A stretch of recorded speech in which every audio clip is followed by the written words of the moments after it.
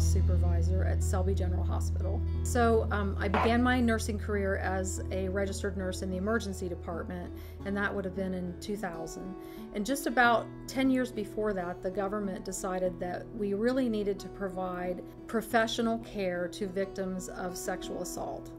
And so they began what was then known as the SANE program. The idea behind it was to utilize nurses who were professionals and who were the frontline people who interacted with patients who came to the ER who had been sexually assaulted.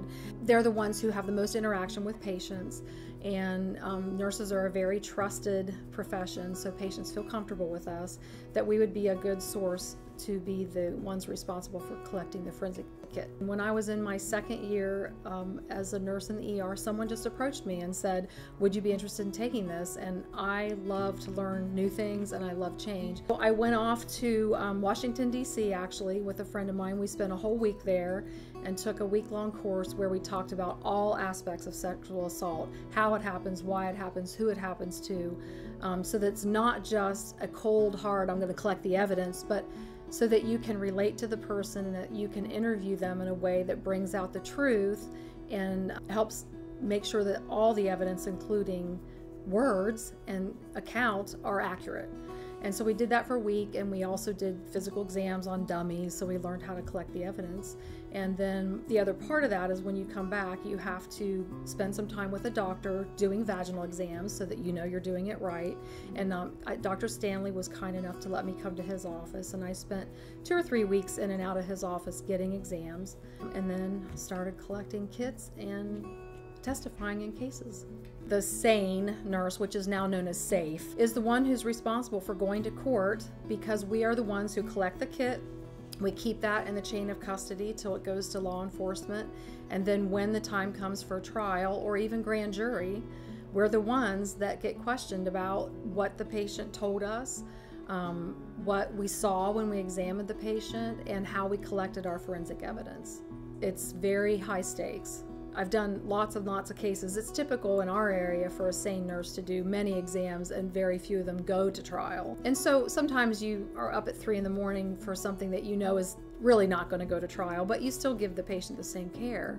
My most memorable and important and rewarding moment was testifying in a particular case where a developmentally delayed girl had been raped, and she was 14, but in her mind and her capabilities and her mental status, she was only about 6.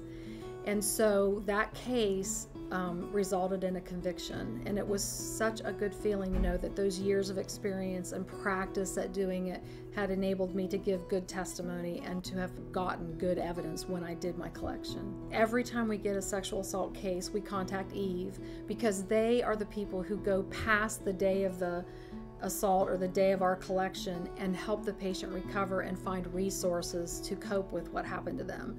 So they're an integral part of what we do to help the patient. They can provide shelter, safety, clothing, mental counseling, group counseling for other people who have survived sexual assault.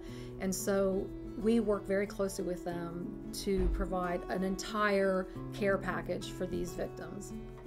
Academically in high school, I was a straight A student, but let me tell you, when I got to college, I faltered some. I was, B's, C's, and it was because I did not like book work and paperwork. I wanted people work.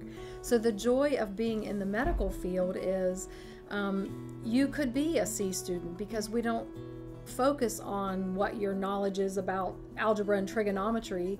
We focus on how you relate to people and how hard of a worker you are. And I'll give you a really great example. We had one who was just really struggled in school, was working as a tech and going to school and barely making it by. And that person also had a lot of confidence problems. She just didn't believe in herself. She didn't think she was smart. And so she would present herself in a way that said, I'm not smart. Well, guess what? Once she finished nursing school and she graduated with a C, still graduated, and your NCLEX doesn't say, were you an A nurse, a B nurse, or a C nurse? You have the license, you're allowed to practice. Once she became a nurse and started working, she today is one of the best nurses we have in our emergency department at Memorial. She is accomplished. She understands everything about her patients and their care, and she's very hardworking. And it's definitely challenging, not only the education for it, but dealing with it day in and day out. I mean, you have to be a person who can rise to incredible challenges at times. I mean, ER, when I started, a bad day, a busy day, was 60 patients. Today, every day is 120 to 130 at Memorial. I mean, every single day, you have to be 12 hours, hard as you can go, no bathroom breaks to speak of, no eating, giving all you got. So you go home at the end of the day of that, you've said, I'm an achiever. What I did was nothing short of a miracle, and I feel really rewarded with what I accomplished today. In the whole field of nursing, it's about having a pride and a desire to do the best for someone and to provide a service to them that really makes a difference in their lives. In being a safe nurse, can you imagine another area where there's a bigger sense of helping someone? Because victims of sexual assault feel very alone. They feel completely unique and like no one else has ever been there, and they feel like no one believes them and no one understands what they're going through. So being a partner to that person in saying, not only am I listening to your story and am I believing you, but I'm advocating for you and I'm going to find resources to help you. And then the final blow is when you know that you collected excellent evidence and you can testify about that in court. That vindicates that person and gives them a sense of closure, and you know that you helped make that happen. How could you be more proud of something than that?